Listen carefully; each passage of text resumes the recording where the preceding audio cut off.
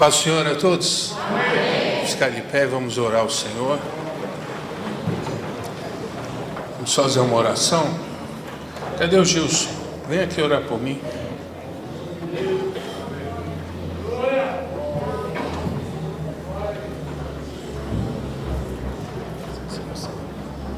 Cumprimentos, irmão, com a paz do Senhor.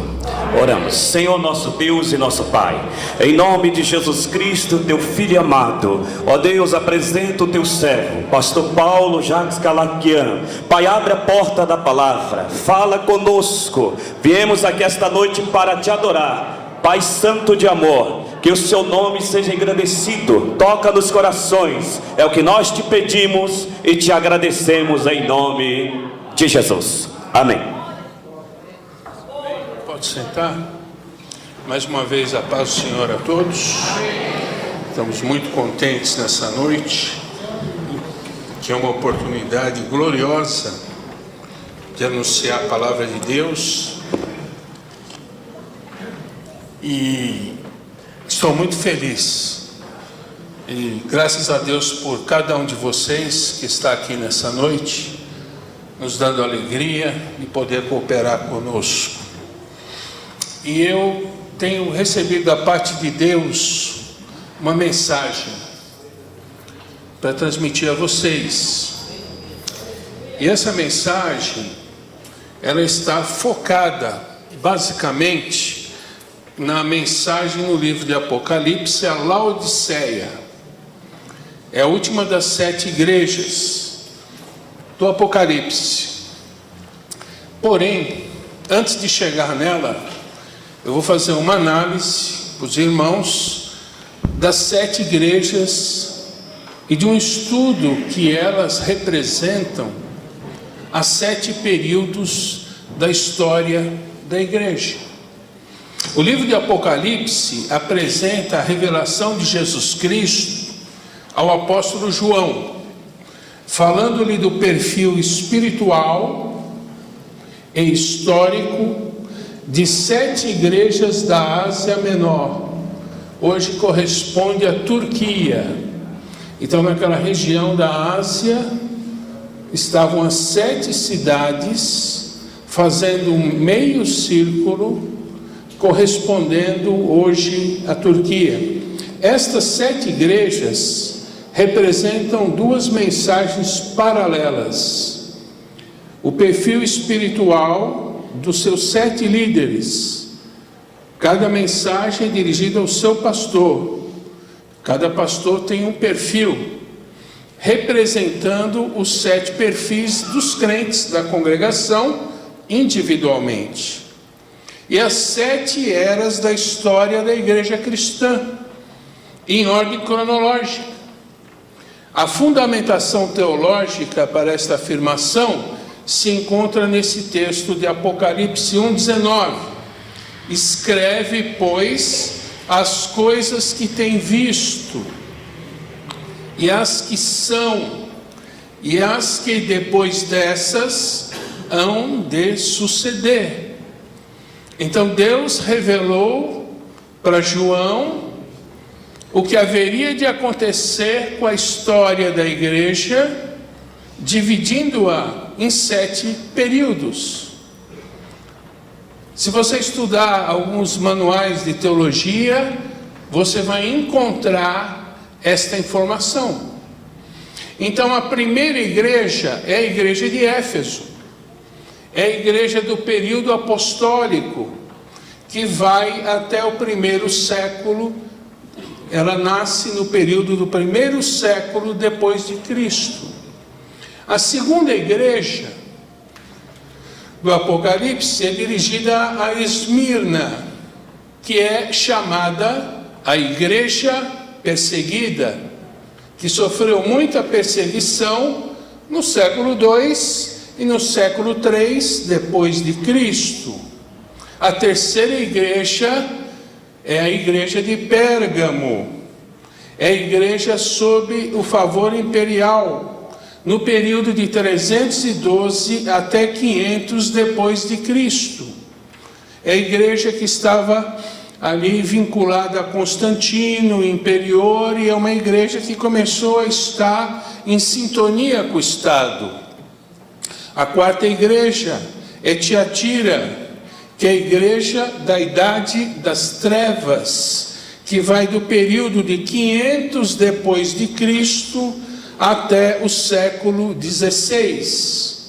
Aí vem a quinta igreja, que é a igreja de Sardes, que é a igreja da Reforma Protestante e a igreja da Renascença, no período do século 16 até o século 18.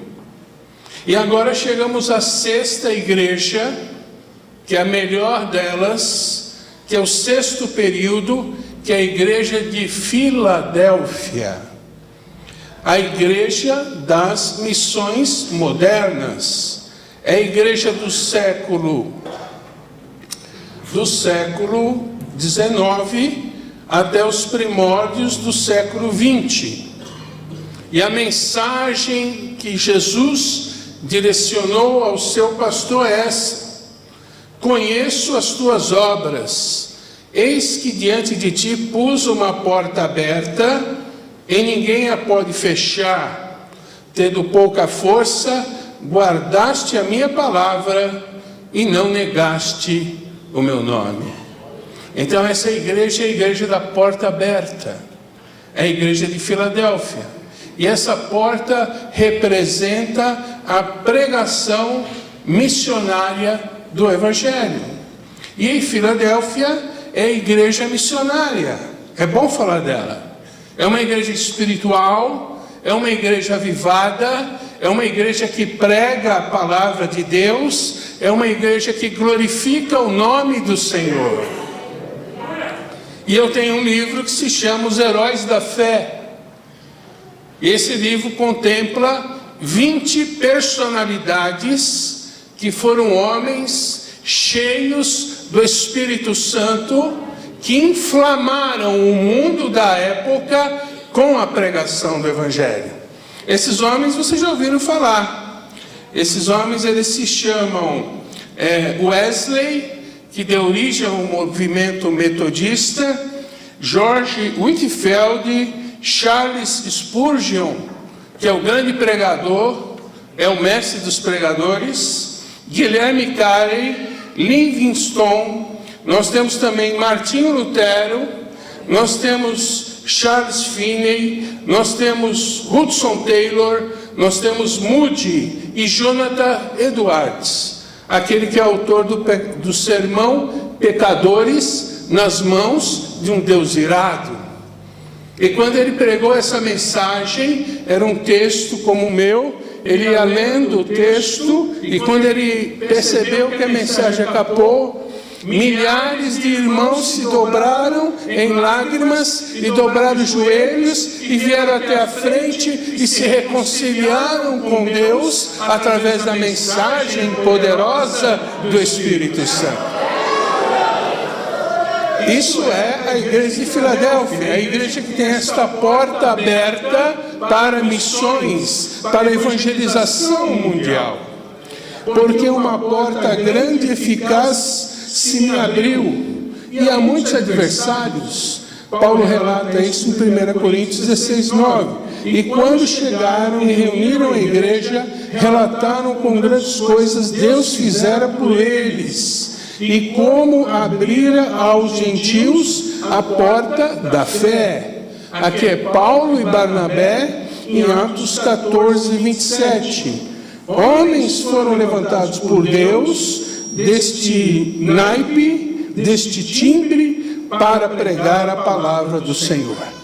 Então essa é a igreja que evangeliza, essa é a igreja avivada, essa é a igreja espiritual, e essa é uma igreja que recebeu uma promessa especial.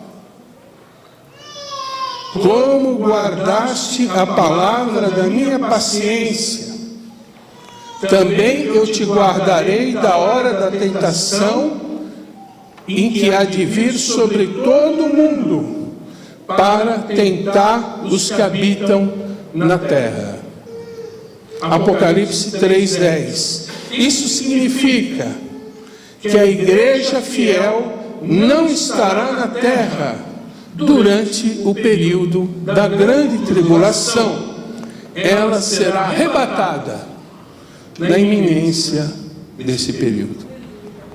Então essa igreja Filadélfia, ela não vai participar da grande tribulação. Mateus capítulo 24, versículo 14, relata o seguinte: e este evangelho do reino será pregado em todo o mundo, em testemunho a todas as gentes, e então virá o fim. É o período de Filadélfia, é a igreja de Filadélfia, que prega a palavra, que anuncia o evangelho, que percorre as nações, anunciando a palavra de Deus. Então ela vai cumprir a sua missão, ela vai evangelizar, porém esse evangelho vai ser pregado em todo o mundo, em testemunho a todas as gentes, e então virá o fim. Quando o fim vier, a igreja é raptada, a igreja é sequestrada, e aí a igreja fiel, a igreja de Filadélfia, sobe para se encontrar com o Senhor nas nuvens. O que vai acontecer depois disso? Duas coisas. Vai ter o tribunal de Cristo. Está escrito, porque todos hamos de comparecer ante o tribunal de Cristo para prestar contas do que fizemos com o nosso corpo, ou bem ou mal. Então nós vamos prestar contas a Deus da nossa conduta, do nosso comportamento. Nós já estamos salvos, já estamos garantidos diante de Deus, porém haverá uma avaliação e uma condecoração. Os crentes vão ser condecorados. Você que pregou o evangelho, você que deu bom testemunho, você que dirigiu congregação, você que foi um bom líder, você que foi um bom pastor, você que foi uma boa líder do círculo de oração, você que colocou a igreja para orar, para clamar, para jejuar, você que evangelizou, você que ganhou almas para o reino de Deus, você vai receber coroas, vai receber honras. É como uma grande batalha, quando o general passa em revista o seu exército, e aí ele vai distribuindo medalhas, honras e condecorações e prêmios, e aí a igreja vai ser adornada dessas recompensas. Isso não tem nada a ver com salvação. Isso é um reconhecimento por serviços prestados. E aí a igreja vai receber coroas. E depois dessa grande comemoração, aí sim, nós vamos entrar para as bodas do Cordeiro. Então nós vamos entrar condecorados. Nós vamos entrar coroados para participar de um grande banquete celestial com Cristo. Isso é muito bom, né? Falar da igreja de Filadélfia é bênção. Só que enquanto a igreja estiver nos ares, enquanto a igreja estiver nas nuvens, haverá uma igreja que ficou, que não subiu. E que igreja é essa? Laodiceia. Porque na verdade Filadélfia é a igreja fiel, é a igreja obediente, é a igreja salva, é a igreja que está em sintonia com a sua vida espiritual diante de Deus. Então eu vejo aqui duas igrejas, Filadélfia e Laodiceia. Quantas igrejas Deus tem? Quantas igrejas Deus tem? Só tem uma. Qual igreja Deus tem? É a igreja que sobe. É a igreja que ficar. Não é dele, não. E para a decepção de muitas pessoas, muitos vão ficar para a grande tribulação. E estes são os que têm o perfil de Laodiceia. Então, eu estou sendo bem claro. Alguém está em dúvida? A igreja fiel do Senhor vai ser arrebatada e não vai passar pela grande tribulação. Amém? Amém. Porém, a igreja de Laodiceia, que é a igreja que não recebeu a promessa de ser guardada da hora da tentação, essa promessa foi feita à penúltima, a sexta igreja, que é Filadélfia. Laodiceia perde a bênção e fica para a grande tribulação. Olha a mensagem que foi dirigida a ela: Igreja de Laodiceia.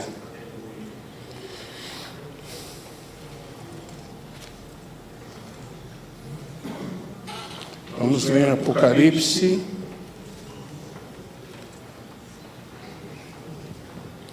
capítulo 1.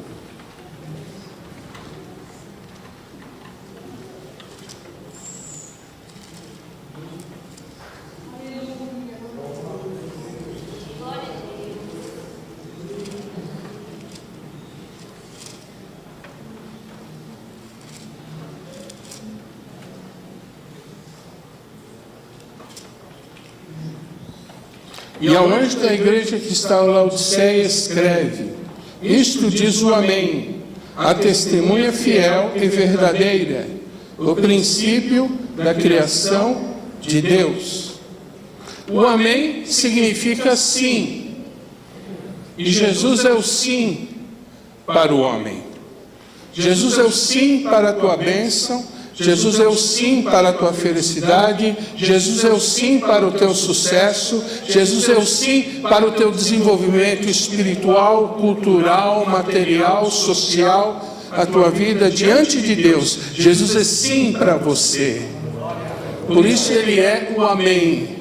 É a resposta de boa vontade de Deus para com os homens. Jesus é uma porta aberta para nós e para o nosso clamor. Jesus é o Amém. Pode contar com Jesus. Agora o homem é o não. Não vai dar, não tem jeito, não posso. Tudo começa com não. Mas com Deus tudo começa com sim. Por isso Jesus é o Amém. Jesus é a testemunha fiel e verdadeira, porque Ele é a mensagem autêntica de salvação para a humanidade. Ele é fiel e verdadeiro, e Ele é o princípio da criação de Deus. O que significa isto? Princípio no grego significa arqué. Daí vem o termo arquiteto, que significa o pioneiro. Porque o arquiteto é o primeiro a realizar a obra. Ele concebe o projeto na sua mente. Da sua mente vai para o papel. E do papel ele passa a ser executado pela equipe de execução.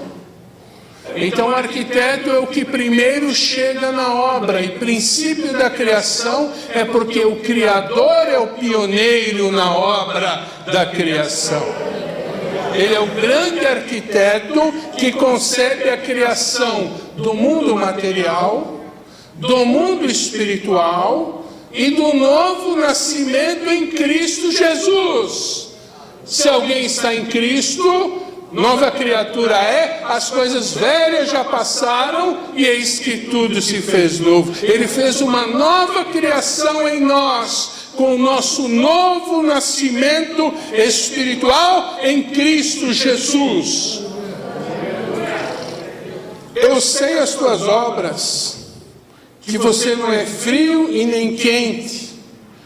Oxalá foras frio ou quente.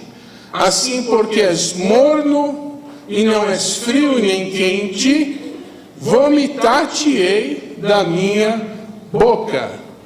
Então nós vemos aqui a perspectiva espiritual dessa igreja. Ela não é fria e nem é quente. Ela é morna. Vocês gostam de tomar chá? Sim ou não? Não muito, né? Brasileiro é mais chegado em café, não é? Chá é mais para países frios, que a pessoa precisa se aquecer para tomar um chá quente, ou num país tropical pode tomar um chá o quê? Gelado. Não é bem do nosso costume tomar chá, mas não dá para tomar um chá morno, porque o morno gera ânsia. Então esse morno, ele representa alguma coisa que era quente, mas que esfriou, mas não totalmente. Vomitar-te-ei da minha boca representa o desgosto de Cristo pelo seu comportamento reprovado na santificação. Quando Jesus diz, olha, eu vou vomitar este aqui da minha boca, é porque ele foi reprovado. E uma igreja, embora em pecado, e ainda é uma igreja que se omitiu da sua principal qualidade, a santificação. Então não se engane vocês, está escrito, segui a paz com todos e a sem a qual. Então a igreja de Laodiceia é uma igreja falida espiritualmente, mas é uma igreja rica materialmente. E aqui começa a desgraça dela. Porque sem santificação, ninguém verá o Senhor. Eu classifiquei a igreja de Laodiceia como a igreja do tempo do fim, do final dos tempos. E é uma igreja sem santificação, é uma igreja que não subiu com Cristo, com Filadélfia, é uma igreja que tem o rótulo de crente, que tem a carteirinha de crente, mas o seu interior está vazio, sem Deus. Olha o perigo. E vomitar-te-ei da minha boca é o sinal da apostasia, expressão que significa o repúdio do Salvador por sua conduta, tornando-se indigesta, representando a sua exclusão do reino de Deus e da salvação. Ela está excluída, ela foi vomitada. É até ruim falar essa palavra, mas é verdade. Então essa igreja é a que perdeu a bênção, portanto foi lançada ao vômito. Olha o que Pedro escreve: portanto, se depois de ter escapado das corrupções do mundo, pelo conhecimento do Senhor e Salvador Jesus Cristo, forem outra vez envolvidos nelas e vencidos, tornou-se-lhes o último estado pior do que o primeiro, porque melhor lhes fora não conhecerem o caminho da justiça, do que conhecendo-o, desviarem-se do santo mandamento que lhes fora dado. Deste modo sobreveu-lhes o que por um verdadeiro provérbio se diz: o cão voltou ao seu próprio vômito, e a porca lavada ao espojadouro de lama. 2 Pedro 2, 20 a 22. Então a igreja de Laodiceia é a igreja do tempo do fim. A igreja de Laodiceia é a igreja falida espiritualmente. A igreja de Laodiceia é a igreja dos desviados, dos apóstatas, que vão ficar para a grande tribulação. Não pense você que todo mundo vai subir, não. Só vai subir o fiel, só vai subir o santo, só vai subir o puro, só vai subir o lavado e remido no sangue de Cristo. Só sobe este. Tem muita gente brincando de ser crente. Tem muita gente enganada, pensando que Deus aceita qualquer coisa. Cuidado. E olha o que ela diz, como diz: rico sou, e estou enriquecido, e de nada tenho falta. E não sabes que é um desgraçado e miserável, pobre, cego e nu. Olha aí onde ela errou. Olha onde ela errou. Ela é provida de um erro grosseiro. Ela se sentiu rica materialmente, mas cometeu uma inversão de valores.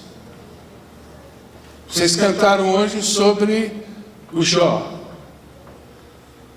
Jó perdeu seus bens, Jó perdeu suas riquezas materiais, Jó perdeu a sua família, Jó perdeu a sua saúde, mas Jó não perdeu a sua coroa. Ele permaneceu fiel, porque a riqueza espiritual que ele tinha com Deus era muito maior do que tudo isso no contexto social de qualquer pessoa. Então as riquezas espirituais têm que estar acima das materiais. E aqui está o problema. Eia, pois, agora vós ricos, chorai e pranteai por vossas misérias, que sobre vós hão de vir. As vossas riquezas estão apodrecidas, as vossas vestes estão comidas de traça, o vosso ouro e a vossa prata se enferrujam, e a sua ferrugem dará testemunho contra vós, e comerá como fogo a vossa carne, entesourastes para os últimos dias. Também está escrito: a riqueza dos ricos é a sua cidade fortificada, mas a pobreza é a ruína dos pobres. Então o rico, ele confia na sua riqueza, ele confia nos seus bens materiais. É como um muro forte. Ele acha que os seus bens, os seus recursos financeiros irão lhe garantir tudo que ele precisa. Rico sou e de nada tenho falta. E Jesus, olhando para os seus discípulos, ele disse: bem-aventurados vocês, os pobres, pois a vocês pertence o reino de Deus. Mas ai de vós os ricos, porque já receberam a sua consolação. Ai de vocês, que agora têm fartura, porque passarão fome. Ai de vocês, que agora riem, porque haverão de se lamentar e chorar. Mas por que Deus reprova a riqueza? Não, mas Deus reprova a inversão de valores. A riqueza espiritual que você tem é muito maior do que a riqueza de todo o ouro da terra. Você foi feito por Deus um rei e um sacerdote. Vocês são príncipes do reino de Deus, e isto é inegociável. A glória de Deus repousa sobre vocês. Isso está acima de todo o ouro, de toda a prata, de toda a riqueza do mundo. Mas os crentes precisam valorizar os valores espirituais acima dos materiais. Precisamos dos dois. Se não tivesse automóvel, eu não chegava aqui. Se eu não tiver uma casa para morar, eu não teria como tomar um banho para vir ao culto. Mas buscai primeiro o quê? E a sua, não esquece da justiça, tá? E as demais coisas vos serão. Então, esse pessoal de Laodiceia teve uma inversão de valores. Eles desprezaram a palavra de Deus. Eles desprezaram o reino de Deus. Eles desprezaram tudo aquilo que o Evangelho lhes oferece para se valer dos bens materiais, e a sua riqueza lhe sobreveio como um laço. Porque o rico, ele busca conforto na riqueza material. Mas a riqueza material não pode produzir paz interior. Essa paz que você tem é celestial. Nem todo ouro, nem toda prata não se compara à alegria que você tem com Deus. Meu querido, você vai morar no céu com Cristo Jesus. Mas para isso tem que ser do perfil de Filadélfia e não do perfil de Laodiceia. E agora Laodiceia é uma igreja perdida. Ela é uma igreja condenada, porque ela recebeu 5 condenações diante do juízo divino. Ela é desgraçada, ela é miserável, ela é pobre, ela é cega e nu. São 5 condenações. Em nenhum momento a igreja de Laodiceia é louvada pelo Senhor. As outras são. Tem alguma coisa boa que merece consideração, algum elogio, mas essa aqui não tem nada que elogiar, porque essa está falida espiritualmente. É muito rica, porque a cidade de Laodiceia era um importante centro econômico e financeiro da época. Naquela cidade havia uma rota para o comércio, havia indústrias têxteis de lã e havia até bancos. Era uma cidade que as pessoas se envaideciam e se achavam que eram ricas. Porém, tropeçaram no seu orgulho e perderam a bênção da salvação. Mas o senhor tem certeza do que o senhor está falando, pastor? Eu tenho. Por quê? Porque a primeira condenação é desgraçado. A salvação é pela graça. Porque pela graça sois salvos por meio da... Isso não vem de vós, é dom de... Para que ninguém se... Então é a graça a porta da salvação. Noé foi salvo pela graça. Está escrito que ele achou graça aos olhos do Senhor. Mas tinha salvação naquela época? Tinha. Deus revelou para ele: olha, o fim de toda a terra vai acontecer, constrói a arca. Noé não tinha Bíblia, Noé não tinha harpa, Noé não tinha faculdade de teologia, Noé não tinha nada disso, mas Noé tinha a unção do Espírito Santo. Constrói a arca. E aí nessa congregação de 8 almas, a humanidade pôde começar novamente. Noé alcançou graça ao Senhor, Abraão alcançou graça aos olhos do Senhor, e assim sucessivamente. A graça sempre esteve presente na vida do homem. Não é só na dispensação da graça, que ela é predominante, evidentemente, mas a graça sempre esteve com o homem, porque Deus sempre amou o homem.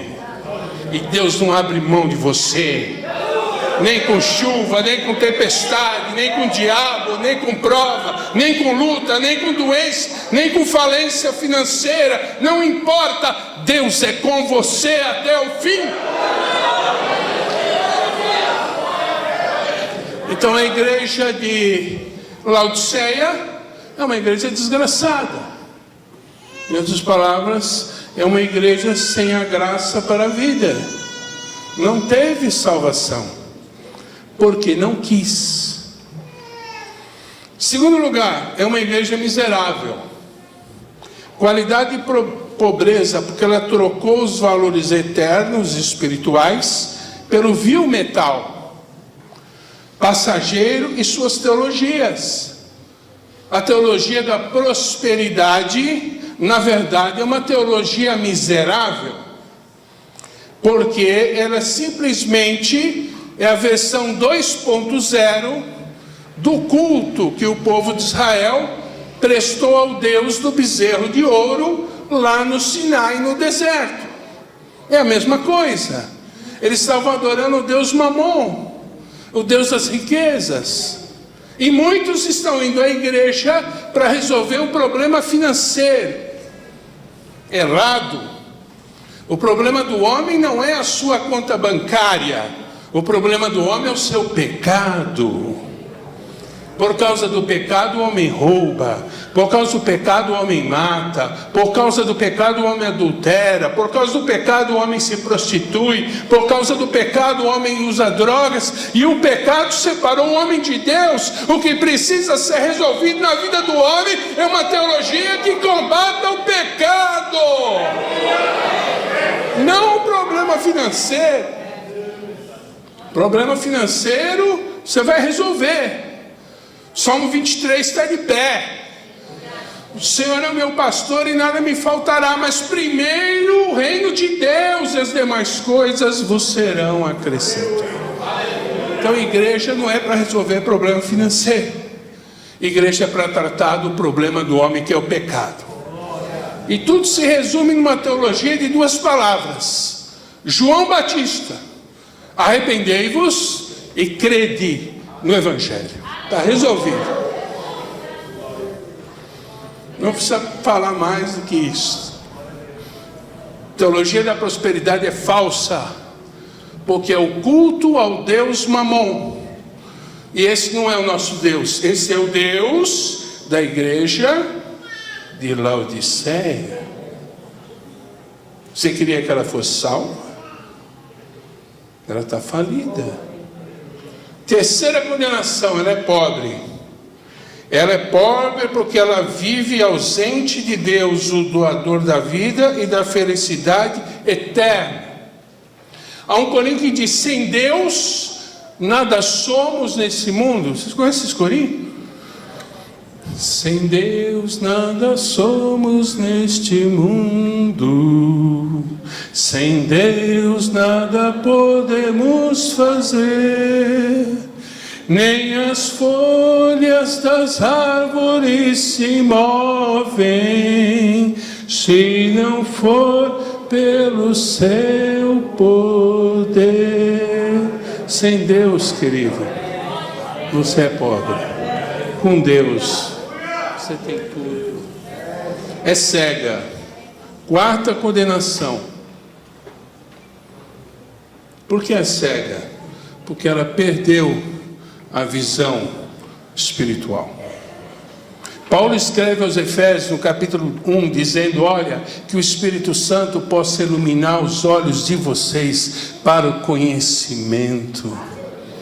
É o Espírito Santo que iluminou a tua visão espiritual para você abraçar Jesus como teu Senhor e Salvador pessoal. E uma igreja como esta recebe a quinta condenação: você é uma igreja nua. Você está nua, porque está escrito que todos pecaram e destituídos estão da glória de Deus. O homem sem Deus está nu. Ele tem vergonha. Ele não pode comparecer perante o Senhor nu. Alguém aqui pode vir aqui nu? Não tem condições. A mesma coisa se a igreja está nua diante do Senhor. Deus não a vê vestida como a noiva do Cordeiro, mas é uma igreja que se envolveu no pecado, na idolatria pelas coisas materiais. O que fazer então? Aconselho que de mim compres ouro provado no fogo, para que te enriqueças. Agora ela vai ter que pagar um preço. Ouro provado no fogo. Que fogo vai ser esse? O fogo da grande tribulação. A igreja de Filadélfia subiu. Laodiceia perdeu o bonde, ficou. E agora vai ter que comprar ouro provado no fogo da fornalha da aflição. Vai padecer com Israel nas garras do anticristo, porque são os desviados que perderam a bênção para o arrebatamento da igreja.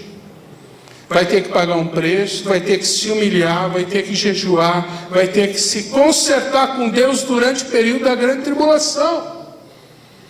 E haverá salvação durante a grande tribulação? Sim, haverá. Segundo Scofield, haverá. Segundo a palavra de Deus, haverá. E aqui é a grande confusão, quando um grupo diz se a igreja passará ou não passará a grande tribulação. A confusão é simples. Os que são de Deus subiram, os que não são ficaram.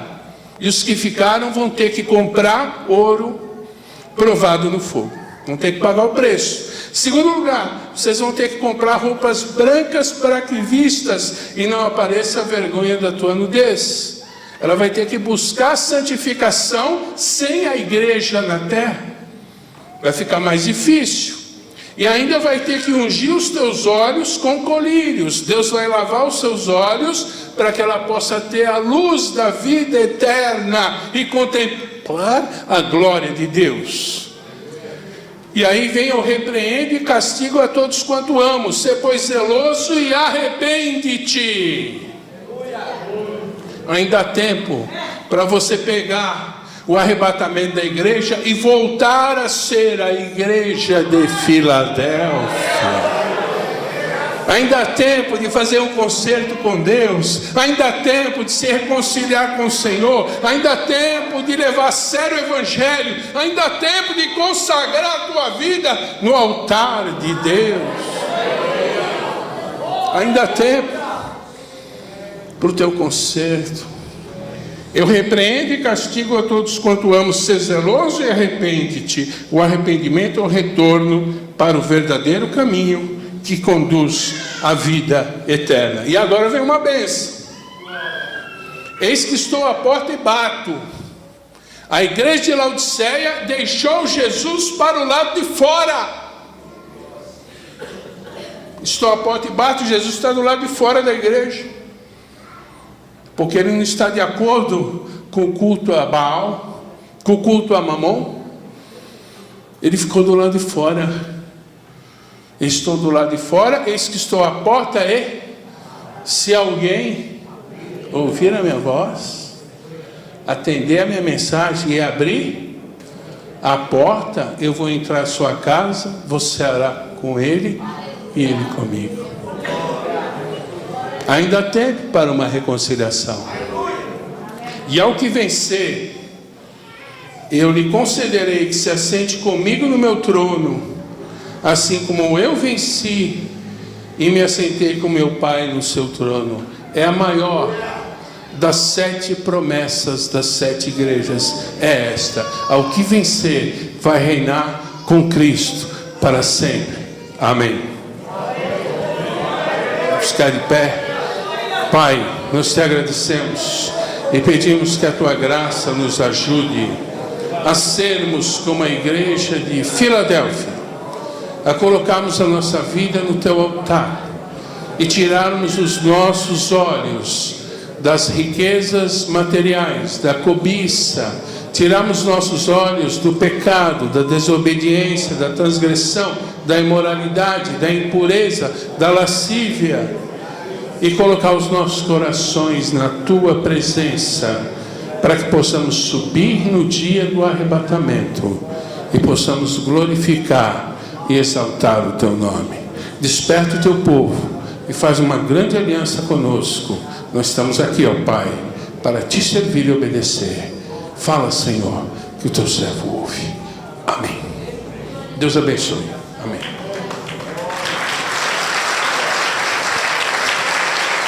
Glória a Deus.